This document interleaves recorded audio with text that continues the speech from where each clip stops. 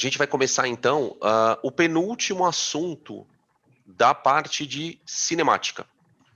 Digo penúltimo assunto porque a gente vai trabalhar com movimentos circulares, né, nesse encontro, e o próximo encontro de teoria, nós vamos trabalhar alguns casos de composição de movimentos.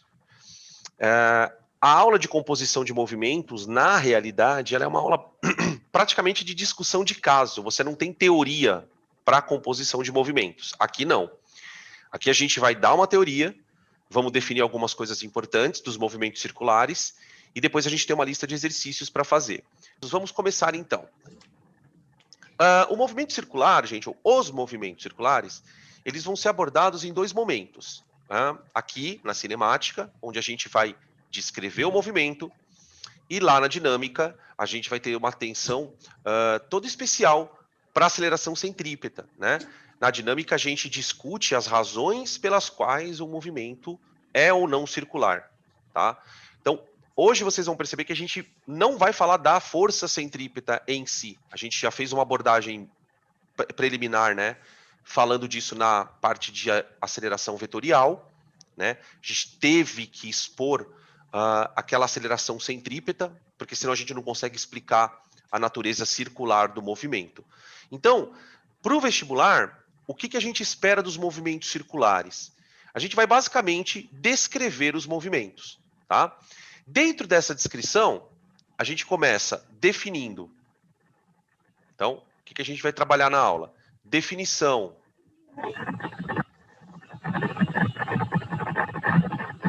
De movimento circular. A gente vai falar um pouquinho.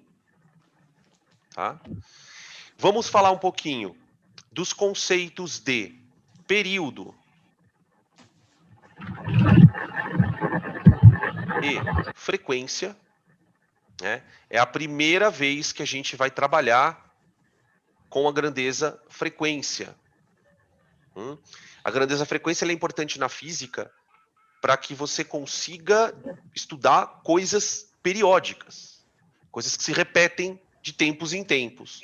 Né? A gente trabalha em duas situações bem pontuais na física quando se fala de período, frequência, três, melhor dizendo. Né? A gente ouve falar de frequência nos movimentos circulares, né? A gente vai ouvir falar de frequência no estudo de osciladores, não, por exemplo, pêndulos, né? Osciladores de massa mola. E depois a gente vai falar de frequência na parte da ondulatória, no estudo das oscilações, tá? Depois, a gente vai ter que voltar a falar de velocidade. Só que aí a gente vai definir dois tipos de velocidades. Então, velocidades no movimento circular, né? A gente está falando aqui de uma velocidade que será chamada de velocidade linear e uma segunda velocidade que ela é específica para os movimentos circulares, né? Que é a velocidade angular, o famoso ômega, tá? Vamos ver que essas duas velocidades elas medem coisas diferentes, né? São velocidades, ok? Mas medem parâmetros diferentes, mas eu consigo relacionar as duas. Então, aqui existe uma relação matemática entre elas, tá? Depois, você vai ver que de conceito é isso, tá? De novidade que vai surgir na ideia de movimento circular. Onde que a coisa começa a ficar mais especial, assim, né? Que é onde o vestibular gosta. Algumas aplicações de movimento circular. Aplicações. Movimentos circulares. Né? Quando a gente fala em aplicações, a gente está querendo dizer assim, olha, que tipo de exercício você costuma encontrar que diz respeito a esse assunto, né? E uma das, vamos dizer assim, um dos tópicos que é mais cobrado em vestibular, quando você trabalha com movimento circular, é a famosa transmissão de movimento. Transmissão de movimentos.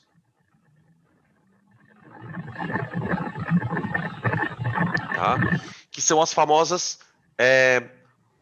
polias conectadas com correntes. Então, você vai ter aqui o caso das polias solidárias, ou polias conectadas por correntes.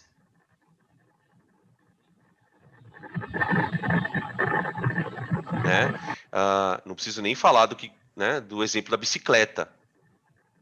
O que mais aparece, o que aparece de movimentos, de exercício de movimento circular, para a gente poder explicar como que funciona a transmissão, né, do pedal para a roda, né? O ciclista, ele faz trabalho muscular na medida em que ele movimenta a coroa dos pedais. Essa coroa, ela está atrelada a uma corrente que, por sua vez, está conectada a uma segunda coroa, que é a coroa traseira. E à medida em que ele faz o movimento, o movimento de rotação se transfere para a roda traseira. E uma segunda forma de você fazer transmissão de movimentos são as polias conectadas a um eixo. A um eixo. Tá? Ao invés da gente conectar duas polias por uma corrente, a gente vai prender as duas polias num eixo que vai girar. Né? Eu vou mostrar para vocês aqui rapidamente o que eu tô me referindo. Ó, é isso aqui. Tá? Aqui você tem 3 tipos de transmissão. Na verdade, não são 3, tá? São 2. Essas duas fotos aqui, elas ilustram uma das transmissões de movimento que eu estava falando, a da bicicleta, não é mesmo? Ó, aqui você tem uma coroa, aqui nós temos uma segunda coroa e as duas coroas conectadas aqui pela corrente, tá? Essa situação de transmissão de movimentos, ela é análoga a essa que vocês estão vendo aqui do lado, tá? Aqui você tem várias coroas dentadas, os dentes das coroas se encaixam, né? Uma delas está conectada a um motor. Então, por exemplo, essa coroa aqui pode estar conectada a um motor, e à medida em que ela gira, as outras coroas vão acabar girando de maneira solidária. Tá? Depois vocês vão entender o que elas têm de especial nessas duas situações. Uma outra maneira de você transmitir movimentos é transmitir o movimento simultaneamente de um motor para duas coroas. Tá? Nesse caso, as duas coroas estão presas ao mesmo eixo, de tal maneira, presta atenção no que eu vou falar agora, de tal maneira que elas são forçadas a andarem o mesmo número de voltas por segundo. Aqui vai acontecer sempre isso. Tipo, enquanto essa coroa aqui andar 10 voltas por segundo, essa daqui vai andar também. Tá? Nessa transmissão, isso não acontece. Né? Eu vou convidar vocês a puxar na memória uma cena que provavelmente vocês já viram. Quem já andou de bicicleta, quem gosta de andar de bicicleta, já deve ter andado em bicicletas de marcha. E nas bicicletas de marcha, você consegue ajustar o que se chama, né? Não sei se já viram esse termo, o peso da marcha. Então você tem as marchas pesadas e tem as marchas leves, não é mesmo? O que são essas marchas pesadas e leves? Geralmente, quando você vai subir, fala-se que você tem que colocar uma marcha leve. Né? O que significa essa marcha leve? Que você consiga pedalar e subir com a bicicleta. Né? Nessa marcha leve, não sei se vocês já viram alguém subir uma ladeira de bicicleta, quando você passa perto da pessoa que está subindo, a pessoa ela vai pedalando freneticamente. Ela pedala, pedala, pedala, e a roda dela faz assim, ó, devagarzinho. E quando você olha para o pé da pessoa, ela está fazendo isso, ó. Ela está girando no pedal várias vezes para que a roda gire poucas vezes. Né? Essa diferença de, vamos dizer assim, não sei o termo mais correto, essa diferença de passada, né, de giros, você consegue quando você associa as polias dessa maneira aqui, ó. Tá? Então você pode associar de uma tal maneira em que você dá vários giros aqui e a outra polia gira poucas vezes. Tá? Isso não ocorre quando elas estão acopladas por um eixo. Quando elas estão acopladas por um eixo, se uma gira 10 voltas, a outra gira 10 também. Tá? Isso vai fazer toda a diferença na hora que a gente for resolver as questões. Tudo bem? Beleza, gente. Então é isso que a gente vai discutir, tá? É pouquinha coisa. Vocês vão perceber que o chatinho mesmo é na hora que os exercícios aparecerem, tá? Então vamos lá. Peraí. Deixa... Ah, tá. O povo já mandou o link aqui. Agora que eu olhei. Aqui. Beleza. Tranquilo? Então vamos começar. A gente vai começar então falando um pouquinho da característica do movimento circular, tá? Então eu vou escrever aqui, ó. Movimento circular.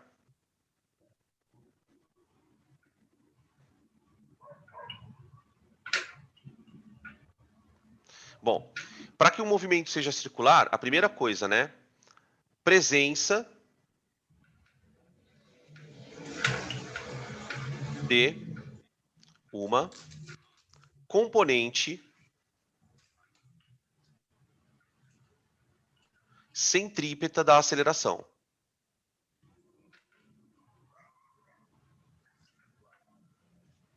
Né? A única coisa que faz o movimento... A única coisa que faz o movimento circular acontecer é a componente centrípeta da aceleração. Vamos lembrar que a componente centrípeta, a tal da aceleração centrípeta, ela vai variar o vetor velocidade. Né? Vocês devem lembrar, que a gente estudou na vetorial, né? Que quando você tem uma trajetória circular, ou um trecho de trajetória circular, eu posso representar em qualquer ponto da trajetória o vetor velocidade. Então, eu falo assim, olha, representa para mim o vetor velocidade aqui, ó. Eu vou representar fazendo um vetor tangente, né? Pelo meu vetor, você percebe que o movimento está no sentido horário, né? Num outro momento desse percurso, eu posso representar o vetor velocidade novamente. Então, aí você já percebe que, para você desenhar o vetor, você já tem que usar uma outra direção e um outro sentido. Então, veja, essa virada no vetor velocidade, essa mudança no vetor velocidade, quem é que provoca? A componente centrípeta. Tá? Ela surge, de novo, conversa de velho, repetitivo, parece teu avô, tua avó falando. A aceleração centrípeta, ela surge graças a uma força que está atuando como centrípeta, que nós não sabemos quem é ainda, tá? Muito bem. A outra coisa que a gente precisa considerar, mas aí eu já considero um pouco de rodapé de caderno. Por quê? Porque nós sabemos que existe uma outra componente da aceleração que não é a centrípeta, que é a tangencial. A componente tangencial não é obrigatória aqui. Então, ó, não obrigatório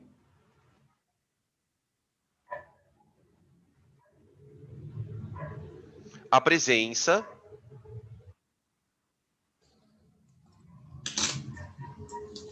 da componente tangencial da aceleração. Alguém lembra por que isso? Componente tangencial. Por que eu não preciso ter tangencial?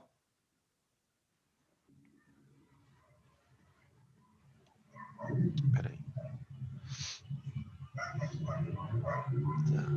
Porque pode ser um movimento circular uniforme? Não obrigatória a presença da componente tangencial. A componente tangencial é aquela que a gente costuma chamar de aceleração escalar. Eu me lembro que acho que foi a Gi que perguntou para mim, num exercício na semana passada, ela falou, Dan, ele pede para calcular a aceleração ele pede para calcular a aceleração escalar. Essa aceleração escalar é o que especificamente? É a parte da aceleração que varia o módulo da velocidade. Por exemplo, vamos imaginar que esse movimento aqui seja um movimento que tenha as duas acelerações. Então, ele tem uma aceleração centrípeta e tem uma tangencial. Se ele tem uma tangencial, significa que esses vetores vão ter tamanhos diferentes. Por quê? Ou ele pode estar acelerando, ou ele pode estar freando. Tudo bem? Então, enquanto a componente tangencial ela altera só o valor, e por isso eu posso chamá-la de escalar, né? Porque ela está só alterando o valor, ela não está alterando a direção e o sentido do movimento. Tá bom? Tranquilo? Essas duas acelerações geralmente são decorrentes de duas forças independentes. Tá? O que eu quero dizer com isso? Você vai ter uma força que vai atuar como centrípeta e uma outra força que vai fazer o corpo acelerar ou não, né? Por exemplo, vamos viajar um pouco nesse sentido. Tenta imaginar um satélite orbitando ao redor da Terra. Tudo bem? Quando um satélite orbita em torno da Terra, a força que mantém ele orbitando é a centrípeta, a gravidade, a força gravitacional. Mas imaginem que esse satélite tenha um motor de propulsão, de tal maneira que eu posso ligar o motor de propulsão. Então pensa, quando eu ligo o motor de propulsão, a velocidade dele aumenta. Então você teria uma componente tangencial de aceleração, que seria do motor de propulsão do foguete, tá? Então o motor de propulsão faz uma força no satélite. E a gravidade toma conta da centrípeta. Então são duas forças independentes, tá? Uma atuando num eixo e outra atuando no outro. Lembra do princípio da independência dos movimentos de Galileu? É assim que a gente vai analisar os movimentos circulares. Tá bom, gente? Beleza? Bom, segunda coisa que a gente precisa conceituar: período e frequência. Então, eu vou trocar o slide. Se vocês quiserem tirar print, quiserem fazer alguma pergunta, agora é a hora, tá? Vamos falar de frequência e de período. Bom, a gente costuma definir esses dois conceitos numa certa ordem lógica, que é primeiro o conceito de período, tá? Bom, o conceito de período, no nosso contexto, então vamos lá, período. Geralmente, o período é representado pela letra T maiúscula, tá? O período é um tempo decorrente de uma volta completa.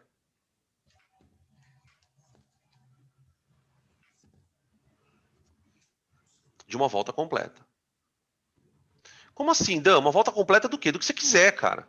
Então, por exemplo, o período de translação da Terra em torno do Sol, 365 dias. Um pouquinho menos, né? O período de rotação da Terra em torno do próprio eixo, 24 horas. Não importa o que você esteja analisando, o movimento circular ele tem essa natureza periódica. Por quê? De tempos em tempos o corpo passa pelo mesmo ponto. Né? Então a pergunta que se faz é: quanto tempo o corpo demora para passar no mesmo ponto? Este tempo se chamará período. Tá? No sistema internacional, o período é dado em segundos.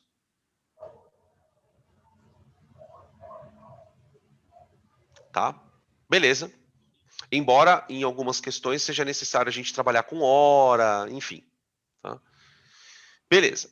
Aí, associado ao período, a gente tem a grandeza frequência.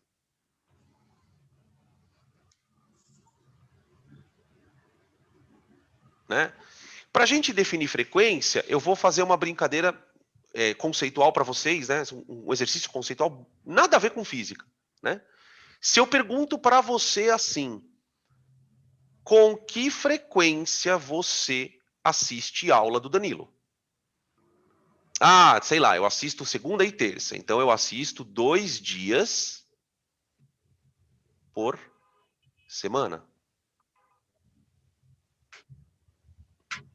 Isso é frequência, né? Com que frequência você vai no banheiro? Ah, professor, depende. Tem época que eu demoro 3 dias para ir no banheiro, que fica entalado, né? A frequência é uma relação entre uma coisa que acontece, né? Num intervalo de tempo. Aqui é 2 vezes, né? 2 vezes. Eu vou colocar 2 vezes, em vez de colocar 2 dias. Então, eu assisto 2 aulas a cada uma semana. Tá? Dentro dessa premissa, eu posso definir frequência assim, ó. A gente costuma se referir, né, à frequência com a letra F, minúscula. Lembra que quando a gente trabalhou na parte de modelo atômico, a gente foi obrigado a conceituar a frequência por causa da oscilação da luz, né? A luz é uma onda que oscila. Né? Então, a frequência ela se refere ao número de eventos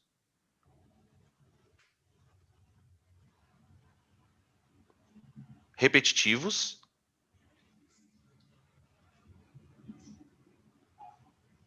por um dado intervalo de tempo em certo intervalo de tempo.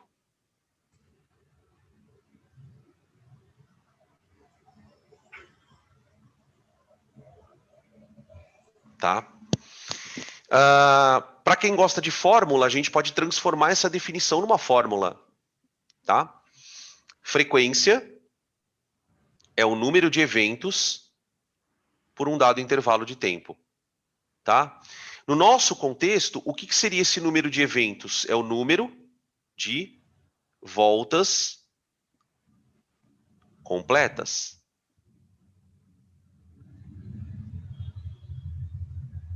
Tá? Beleza. Número de voltas completas, enfim. Número de voltas por um intervalo de tempo. No sistema internacional, a unidade de frequência ela é meio bizarrinha. É por segundo. Por segundo. Ou simplesmente segundo a menos 1. Né? 3 voltas por segundo, 5 voltas por segundo, meia volta por segundo e assim sucessivamente. Tá? Essa unidade, segundo a menos 1, foi batizada de Hertz. Ou simplesmente Hz. Tá? Beleza. Uma coisa que é interessante da gente já observar é que pela própria análise da fórmula não, pela própria análise da unidade, veja, frequência, segundo a menos 1, período, segundo, né? Você tem um número que é dado em segundo, tem um número que é dado em segundo a menos 1, ou seja, o inverso de segundo. Então, se você olhar para as unidades, você vai descobrir que, na verdade, a frequência de um movimento, de uma oscilação, ou qualquer diabo que seja, ela é, na verdade, o inverso do período. Ela é o inverso do período. Quer ver um exemplo? Imagina um corpo cujo período... Imagina um corpo descrevendo um movimento circular, tá? E imagina que esse corpo ele tem um período de 2 segundos. Então, qual a interpretação que eu tenho, que eu dou para essa informação? Olha, um corpo tem período de 2 segundos. Significa que ele dá uma volta a cada 2 segundos. Tá. Se ele dá uma volta a cada 2 segundos, vamos calcular a frequência dele. Tá? Frequência é o número de voltas pelo período, pelo tempo. Não é? Isso aqui dá meio hertz. Qual a interpretação que eu dou, gente, para uma frequência meio hertz? O que isso quer dizer? Meio hertz.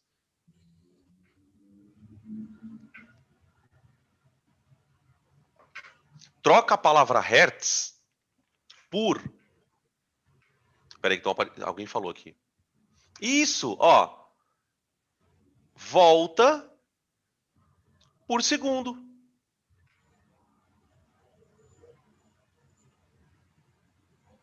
Volta por segundo.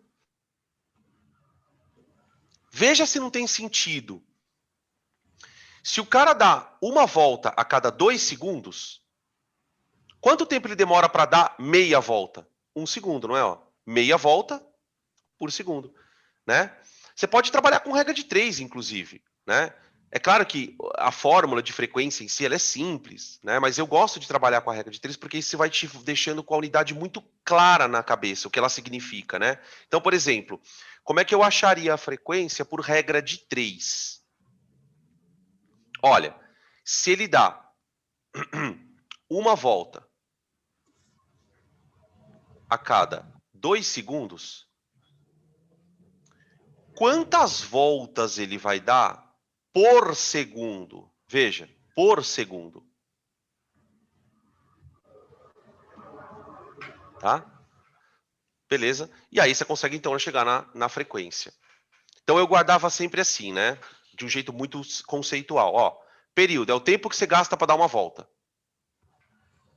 Período é o tempo que você gasta para dar uma volta.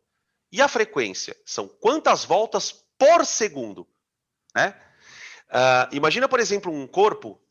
Eu vou citar um exemplo de coisas mais próximas da gente. Por exemplo, motores de carro. Motor de carro. Né? Quando você liga lá o teu carro, você olha no marcador, o motor ele fica lá num número, que eles chamam de conta-giro. Né? Geralmente, quando o carro tá em ponto morto, tá só com o motor ligado, o conta-giro ele vai para 1000 RPM, por aí, né? E dá 1000 voltas por minuto. Tá? Então, quando você acelera o corpo, o número de voltas aumenta. Tá? Notem uma coisa muito importante. Eu acabei de citar a unidade Hertz e acabei de citar aqui também uma outra unidade de frequência, que é o RPM. Tá? Quando a gente chegar no exercício, eu comento a diferença de cada uma delas, porque não é nada muito complicado. Só acho que se eu falar agora vai ficar perdido isso. Vamos esperar chegar o momento para a gente poder, tá? Só para deixar claro, citado, que eu tenho uma unidade alternativa, que é o RPM. O RPM não é sistema internacional, no entanto, é uma unidade bem usada, tá bom? Tranquilo até aqui, podemos continuar. Eu vou passar agora para as definições de velocidade. Velocidade linear e velocidade angular, tá bom? Vou trocar aqui.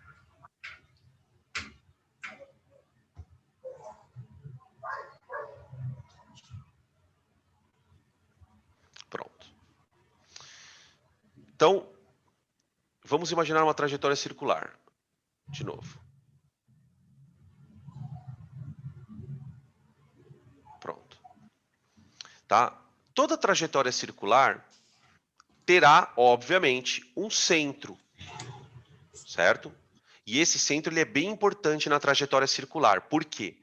Porque a gente sabe, né, da matemática, que a distância do centro até a circunferência tem nome, chama-se raio. Tá? O raio ele é fundamental para que nós calculemos aceleração centrípeta, para que a gente calcule força centrípeta, enfim, né? Quer dizer, fazer curvas muito abertas exigirá uma força.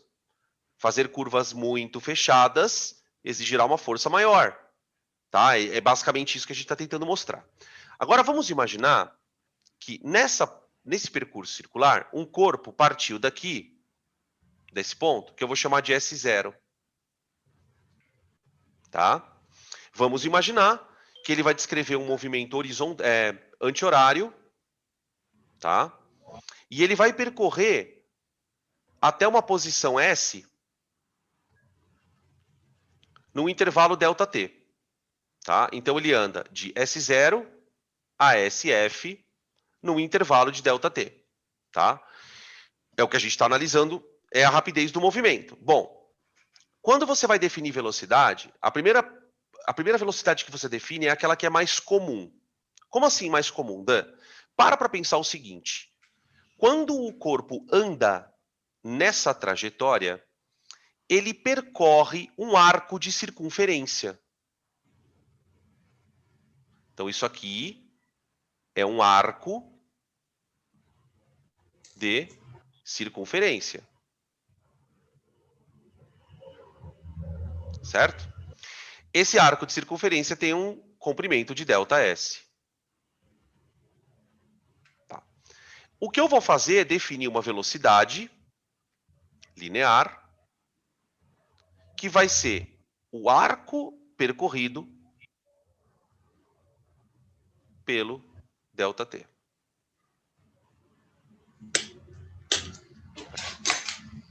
Quer dizer, o conceito de velocidade da forma mais simples que é possível, né? A única diferença dessa velocidade para que a gente estava discutindo antes é que ali a trajetória era retilínea, né? Aqui não. Aqui é uma trajetória curvilínea. Eu sei calcular esse arco de circunferência, a gente já vai discutir daqui a pouquinho, tá? E essa velocidade ela seja chamada de linear, tá? Como ela é uma velocidade que relaciona comprimento com tempo, então no sistema internacional, o nosso querido metros por segundo. Até aí, nada de diferente. Agora, presta atenção no que vai acontecer por causa do movimento circular. Vamos imaginar que ele saiu da posição S0 e foi lá para a posição SF, ok? Só que agora eu vou pedir para você imaginar o seguinte. Imagina que nesse corpo tem uma corda amarrada nele. E essa corda, ela está presa no centro da circunferência. Então aqui você tem um barbante, ó. Um barbante. Tá? E, obviamente, à medida que o corpo vai andando, o barbante ele vai andando junto. Ele vai arrastando o barbante, não vai? Quando ele chega na posição final, além de ele ter percorrido um ΔS, que ok, né? Nós sabemos que ele andou um ângulo na circunferência. Esse ângulo eu vou representar por ΔΦ. ΔΦ é a variação de fase. A gente fala de fase, tá? Em decorrência do movimento.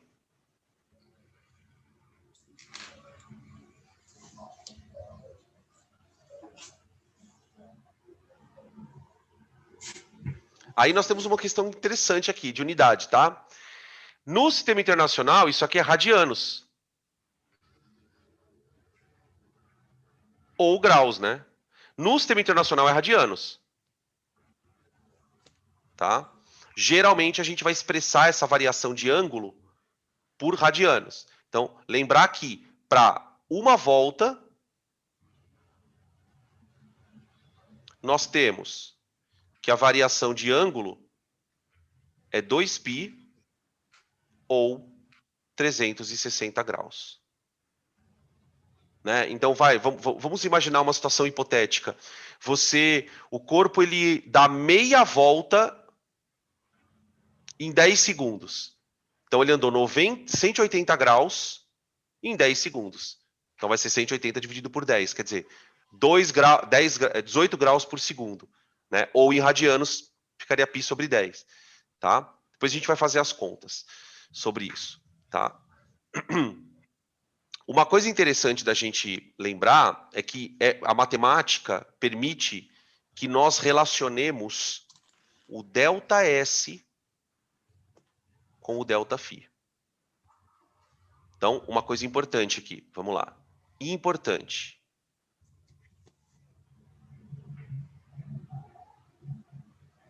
Presta atenção no que eu vou fazer aqui, gente. Quando o cara anda 2π radianos, ele está andando 360 graus, não é? Ao andar 2π radianos, ele anda 360 graus. Quando ele anda 360 graus, qual é o comprimento que ele anda, gente? Alguém lembra? Quando ele andar 360 graus na circunferência, qual é o comprimento que ele anda? O ΔS, 2πr? né? 2πr?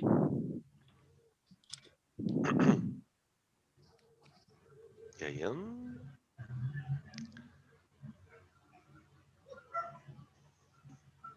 apareceu.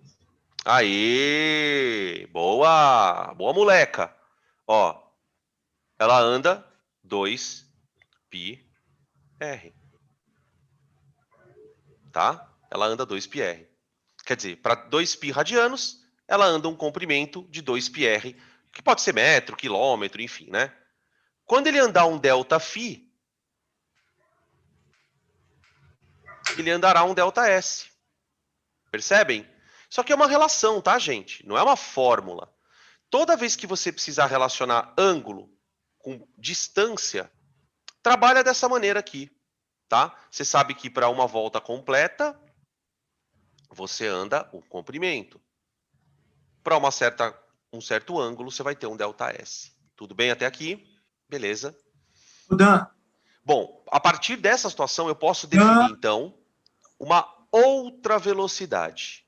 Essa outra velocidade, ela vai se chamar velocidade angular. Então, vamos colocar ela Ele aqui. não tá escutando nós, velho. Vixe, Maria. Peraí, deixa eu colocar ela mais pro cantinho aqui. Alguém consegue me escutar?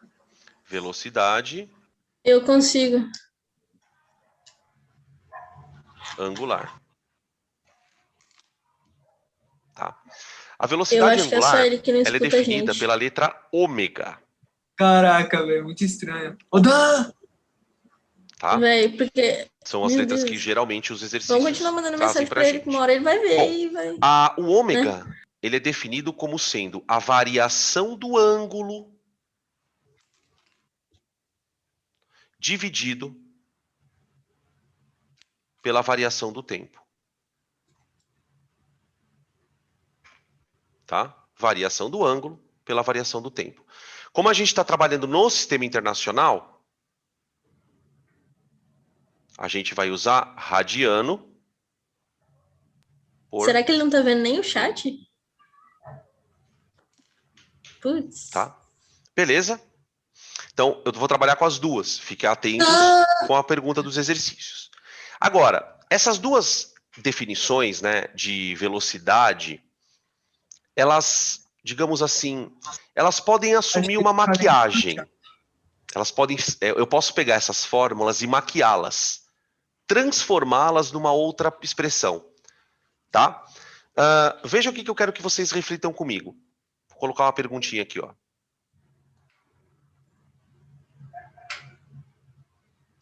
Escrevendo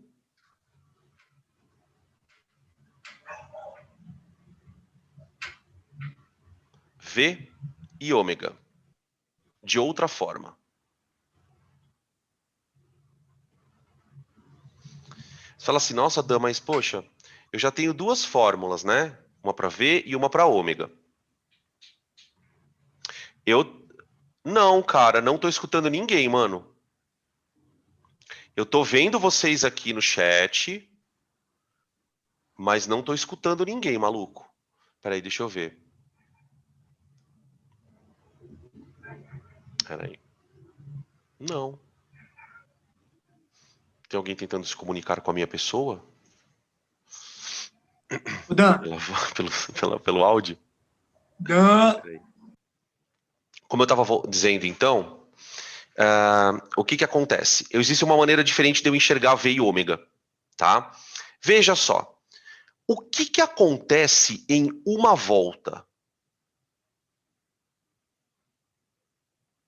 Vamos pensar no que acontece em uma volta. Ó, em uma volta, a variação de ângulo dele é 2π. Certo? Em uma volta. Em uma volta, qual é o comprimento que esta criatura anda? Ele anda um ΔS correspondente a uma volta completa, que é 2πr. Não é mesmo? Ele faz isso em quanto tempo? Qual é o tempo que o cara demora para dar uma volta? Não é o período? Não é o período. Ah, e outra coisa que eu sei, né? Espera aí. Deixa eu até apagar essa chavezinha aqui. Eu sei que a frequência é o inverso do período. Então, o que a gente está fazendo? A gente está preparando as equações para fazer exercício, né? Vocês já percebem. Então, veja. Olha para a fórmula V igual a ΔS sobre ΔT. Ó, V igual a ΔS sobre ΔT. Eu posso substituir no lugar do ΔS 2πr, se for para uma volta. Mas aí, se for para uma volta, eu ponho 2πr aqui e ponho período aqui, ó. Então, a nossa fórmula V delta S por delta T, ela ganha uma nova roupinha. Ela vai ser escrita por 2πr sobre período. Concorda? Ah, professor, mas qual que eu uso? Depende do exercício. Tá? Geralmente, os exercícios querem que você use essa, e para isso eles vão te dar o raio da trajetória. Fala, olha, um corpo percorre uma trajetória de raio tanto, e para isso demora tantos segundos. Calcule a velocidade. Tá? Já é muito comum nos exercícios ele pedir para adotar π igual a 3, tá? Ele vai pedir para você adotar π igual a 3 ou 3,14, coisa do tipo, tá? Eu também posso escrever, ver se você concorda comigo, 2πr vezes a frequência, 2πrf. Tá? Porque a frequência é o inverso do período. Então, escrever 1 sobre período ou escrever frequência, tecnicamente dá na mesma. Concorda? Em termos de definição, dá na mesma. Tá? Bom, como é que ficam as expressões para o ômega? Então, agora vamos para o ômega. Ômega. Bom, o ômega, por definição... Opa, perdão.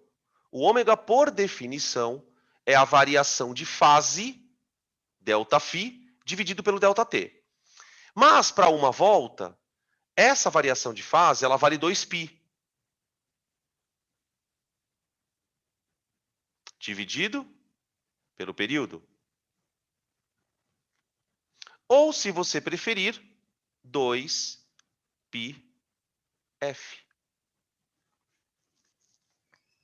Tá? Essas fórmulas são super úteis. Tá? Eu diria para você que é muito raro você ver um problema de MC, movimento circular, sem usar essas fórmulas. Tá? A gente acaba olhando para essa fórmula aqui, ó, né, que é a velocidade linear, e essa daqui, mais como fórmulas gerais, né, de conceito. Mas, na prática, quando você transpõe isso para as variáveis aqui do raio, não sei o quê, você chega nessas relações. Tudo bem até aqui? Tranquilo? Mais uma questãozinha ainda, para a gente fechar essa discussão de velocidades, né? É que se você olhar com bastante atenção para essa fórmula aqui, ó, olha para essa fórmula aqui, ó, 2πrf. 2πrf. Isso aqui é igual a velocidade linear, não é? Tá? Velocidade linear, 2πrf. A velocidade angular é 2πf.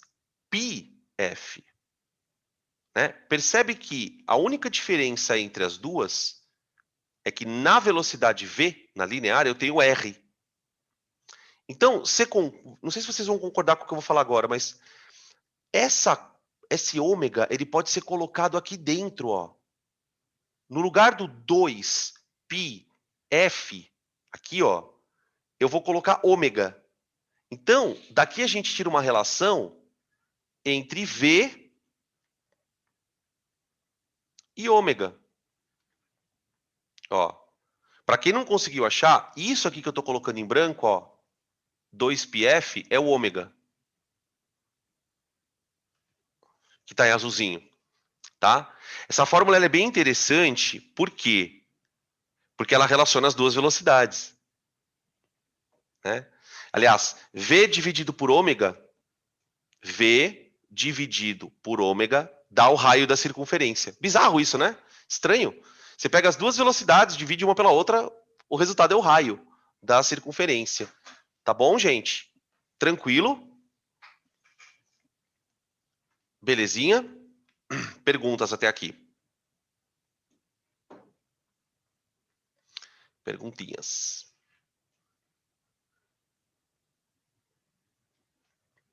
Beleza, tranquilo. Beleza. Bom, então a gente definiu período e frequência, né? Os dois são medidas de tempo, tal, relacionadas a tempo. Definimos as duas velocidades, a velocidade linear e a velocidade angular.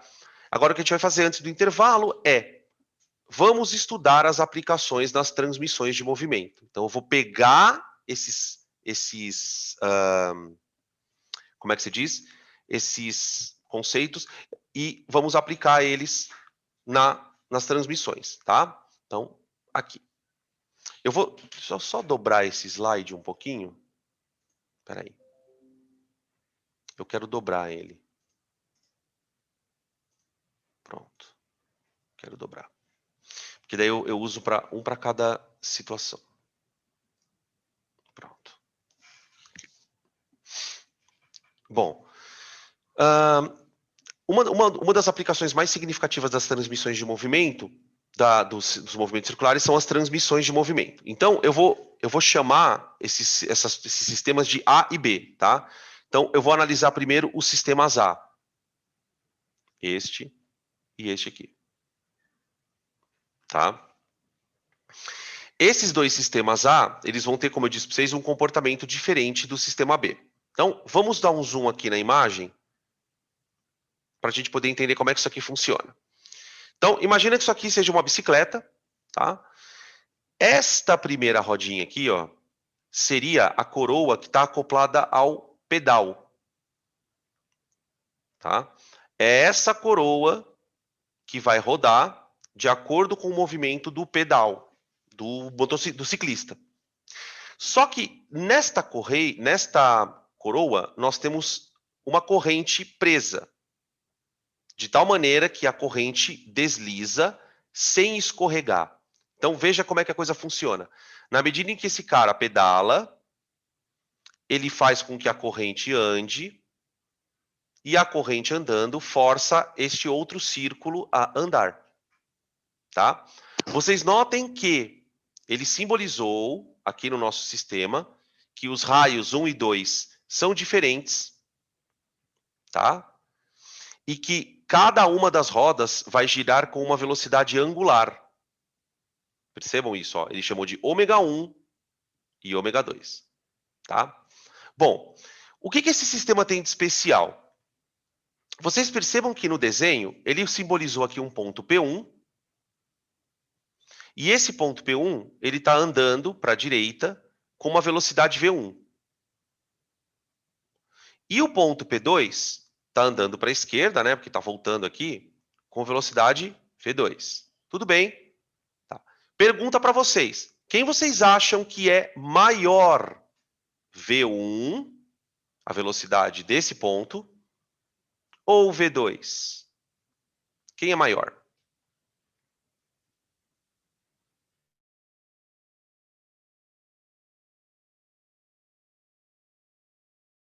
Lembrando que vocês não podem falar, tem que só escrever, tá? O tio botou...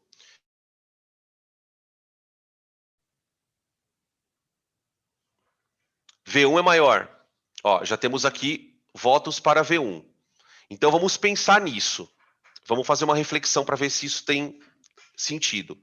Se o V1 é maior, para pensar. Se o V1 for maior, o que isso vai acarretar? Vai chegar uma hora que esse ponto 1 vai alcançar o ponto 2. Agora, para pensar nisso, gente. Imagina que você tem uma corrente de bicicleta e você desenhe uma manchinha aqui e uma manchinha aqui. Vocês concordam que essas manchinhas estarão sempre à mesma distância uma da outra? Não tem como esse ponto andar mais rápido que esse.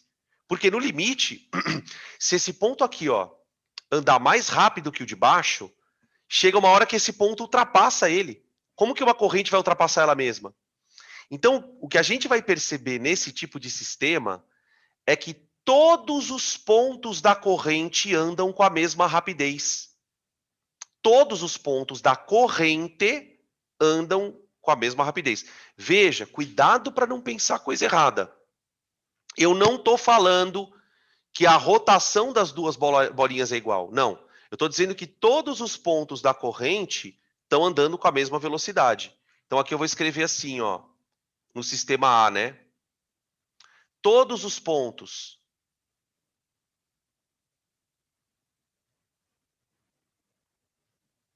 nas extremidades da coroa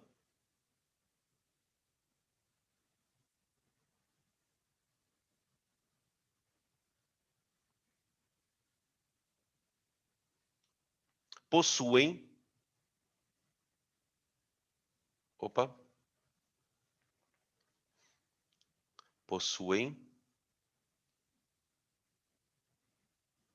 a mesma velocidade linear.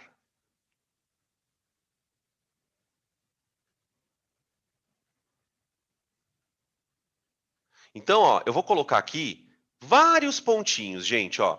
Coloca um pontinho aqui, um pontinho aqui, um pontinho aqui, um pontinho aqui, um pontinho aqui, um outro pontinho aqui. Todos esses pontos estão andando com a mesma velocidade, tá? Beleza. Então, para pensar um pouquinho. Pensa nesse ponto aqui, ó. Tá vendo que esse ponto, ele tá bem na extremidade da coroa?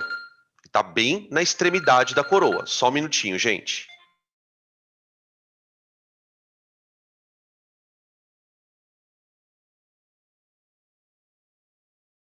Oi. Perdão, gente. Então, ó, esse ponto aqui, ele tá bem na extremidade da coroa. Portanto, ele tem uma velocidade linear. Só que do outro lado, você tem os pontos que estão na outra coroa, que tem uma velocidade linear. Se todos os pontos têm a mesma velocidade, eu posso dizer, então, o seguinte. Deixa eu apagar essa porcariada aqui. Ó. Eu vou dizer que a velocidade de um ponto na coroa 1, velocidade de um ponto na coroa 1, é igual à velocidade de um ponto na extremidade da coroa 2. Vai acompanhando o raciocínio. Só que nós sabemos que a velocidade linear, ela pode ser escrita por 2πr sobre período ou 2πf. 2πrf, perdão. Então, o que eu vou fazer? Eu vou substituir esta expressão aqui, ó, na igualdade. A coroa 1, veja que a coroa 1 ela tem um raio maior do que a coroa 2. Tá? Ó, ela é maior. Então, eu vou escrever assim, ó, 2π vezes R1 vezes F1 tem que ser igual a 2π R2 F2. Tá aí.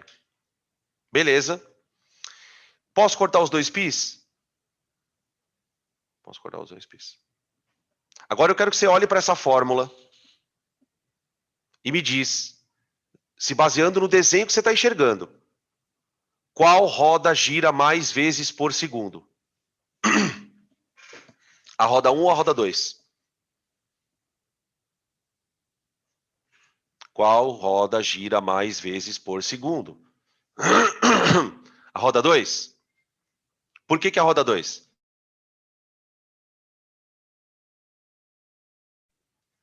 Você pode pensar numa resposta matemática. A roda 2 gira mais porque ela tem menor raio. E por que a roda que tem menor raio tem que girar mais? Tá aí uma boa pergunta. É verdade o que vocês estão falando, tá certo, viu, gente? Tá? Vai na fé. Por que a roda de menor raio tem que girar mais? Aí vem aqui, ó, porque o 2πr dela é menor. Então tem que ser igual, alguma coisa tem que compensar. Né? É uma boa ideia. Você pode pensar assim, quer ver? Ó? Olha para essa conta aqui, gente. R1 vezes F1 é igual a R2 vezes F2. Não foi isso que a gente chegou? Para que tem gente falando aqui. Isso. Ó. Se R1 vezes F1 tem que ser igual a R2 F2, para pensar. A roda 1, ela tem maior raio, não tem? Então, o raio da roda 1 é grande. Só que como essa conta aqui desse lado tem que ficar igual a do outro, porque elas têm que ser iguais. Se o raio é grande, a frequência tem que ser pequenininha para poder compensar. Então, a roda maior gira menos vezes. Né? Então, por exemplo, o cara tem exercício. Qual que é o tipo de exercício muito comum, né, que o cara faz? Ele fala assim, ó, ele dá os raios. Aí ele fala assim, ó, se esse maluco aqui der 5 pedaladas por segundo, quantas voltas a roda dá? Entenderam? Quer dizer, essa relação, ela te permite calcular a frequência de uma roda conhecendo a da outra, tá? E uma observação muito relevante aqui, gente.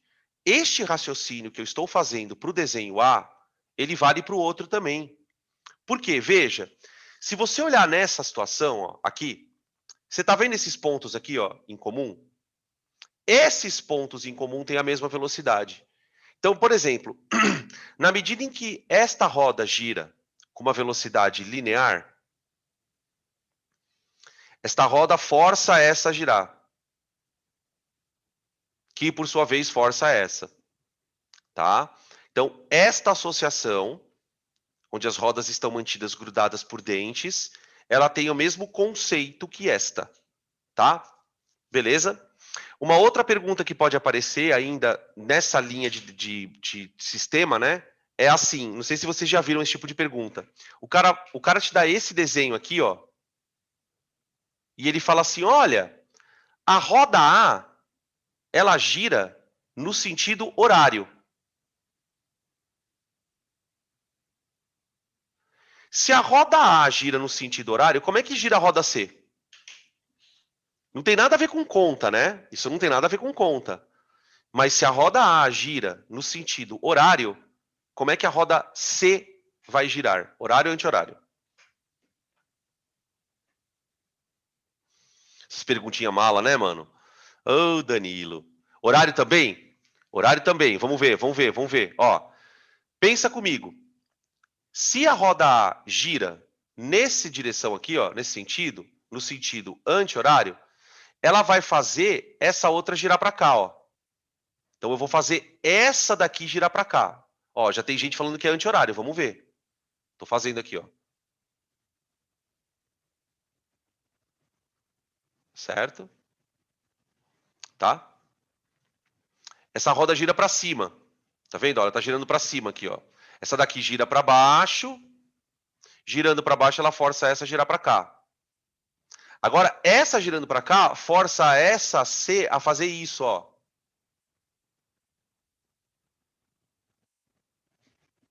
Tá, ó, ele faz isso. Ó.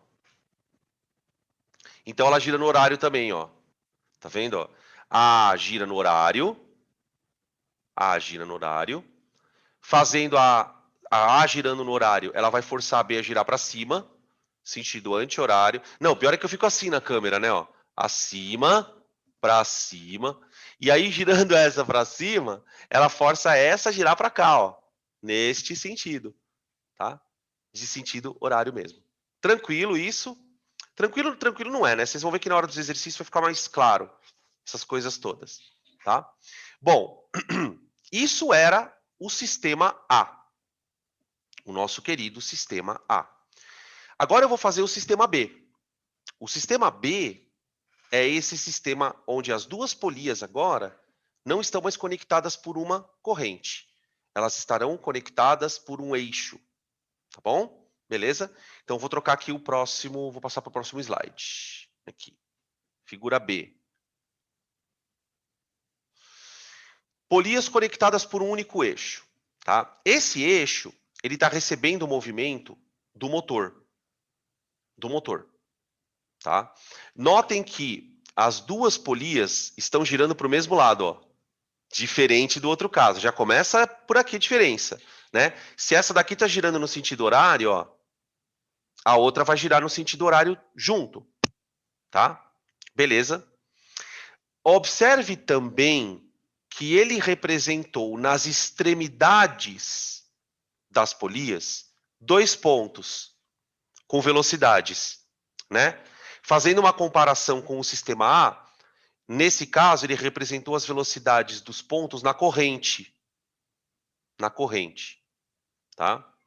Aqui ele representou as velocidades dos pontos na extremidade. Tá. Então, como esse motor é preso às duas, eu já vou escrever assim, ó. Nesse caso,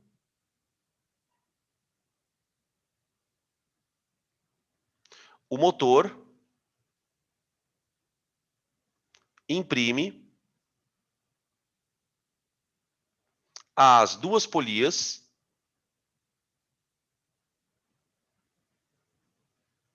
a mesma frequência.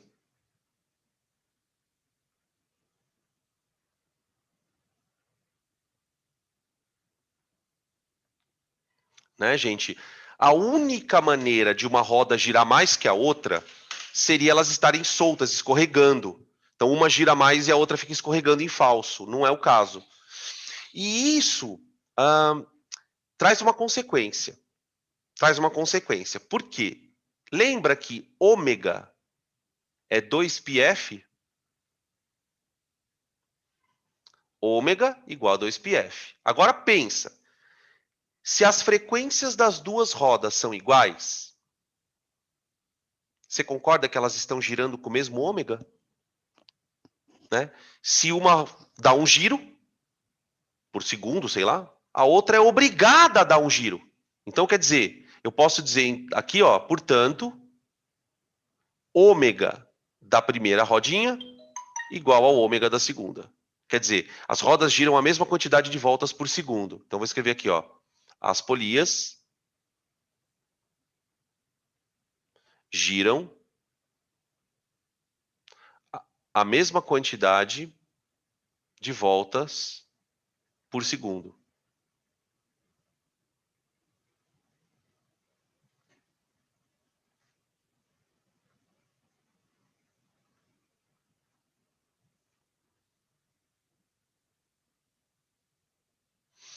Por segundo. Tá. Beleza. Agora, aí é que está a situação. Não é porque elas giram a mesma quantidade de voltas por segundo que esse ponto aqui, ó, terá a mesma velocidade que esse. E eu posso tentar te provar sem fazer conta primeiro, tá? Para pensar. Imagina que essa roda, ela dá uma volta por segundo. Bom, se essa daqui dá uma volta por segundo, essa daqui também dará uma volta por segundo. Só que, gente, como o raio dessa polia é maior, para esse ponto andar uma volta, ele tem que andar um 2πr maior, concorda? Quer dizer, para esse cara aqui, uma volta é coisa pra caramba. Para esse cara, uma volta não é tanto. Percebem? Então, nesse caso, eu posso dizer o seguinte, ó, V igual a ômega R, não é mesmo? Aquela relação que mantém as duas velocidades atreladas. Então, ó, se ômega 1 é igual a ômega 2, eu posso dizer que V1 sobre R1 é igual a V2 sobre R2. Vocês percebem que agora a relação é diferente? Como assim diferente, Dan? Veja, quando as polias estão conectadas por uma corda, por uma corrente, raio e frequência são inversamente proporcionais. Tá? Raio e frequência são inversamente proporcionais. Nesse caso aqui, velocidade e raio são diretamente proporcionais. O que isso quer dizer na prática? O ponto que está mais distante do centro, por causa do raio, né? Ele acaba tendo que andar mais. Ele acaba tendo que andar mais. Portanto, ele terá uma velocidade linear maior. Quer dizer, quanto maior o raio, maior a velocidade linear do corpo. Vou escrever isso aqui. Quanto maior o raio... Opa!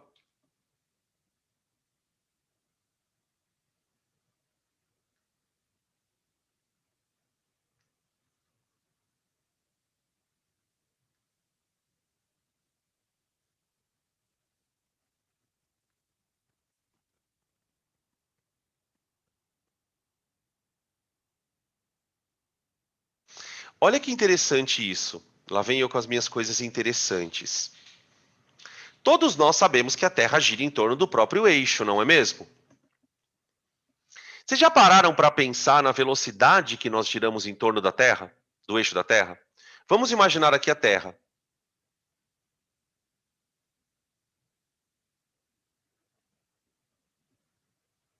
Tá? Aqui nós temos o eixo da Terra, tá bom? Aqui está o eixo de rotação. Nós temos uma coisa chamada Equador.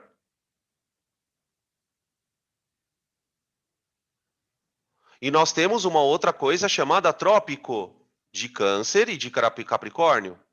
Sim ou não? Tudo bem? Tá. Vamos imaginar duas pessoas. Uma pessoa na linha do Equador, pessoa A. E uma outra pessoa localizada no Trópico de Câncer, pessoa B. As duas estão na mesma Terra, óbvio.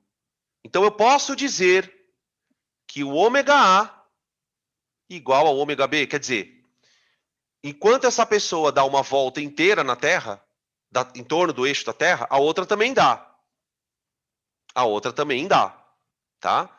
Tudo bem até aqui? Só que para pensar um pouquinho. Como é que eu calcularia a velocidade linear desse cara? A velocidade linear dele seria ômega A vezes o raio. Não é mesmo? Que raio seria esse, Dan? Qual é o raio desta trajetória, galera? É a distância do Equador até o centro da Terra. Olha o tamanho do raio. Então, o cara que está no Equador, ele está com a maior velocidade de rotação da Terra. Tá? Que é 1.100 e poucos quilômetros por segundo lá. Tá? Depois eu vou procurar o valor direitinho para vocês. Mas esse ponto é o ponto mais rápido da Terra em termos de velocidade linear. Se você pegar o cara que está numa latitude maior, aqui para o norte, né, está mais próximo dos polos, você veja que, em relação ao centro, ele tem um raio menor. Ó. Esse aqui é o raio RB. Então, a velocidade B era ômega vezes R.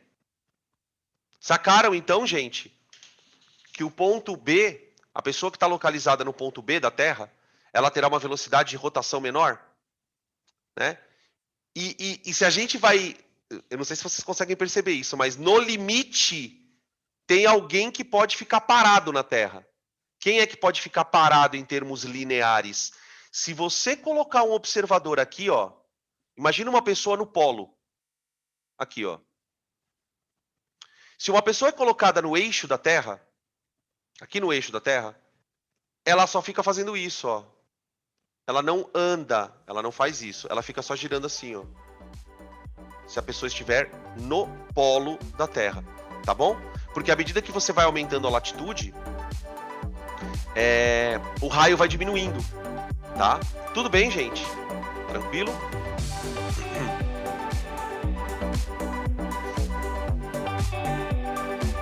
Belezitia? Ok.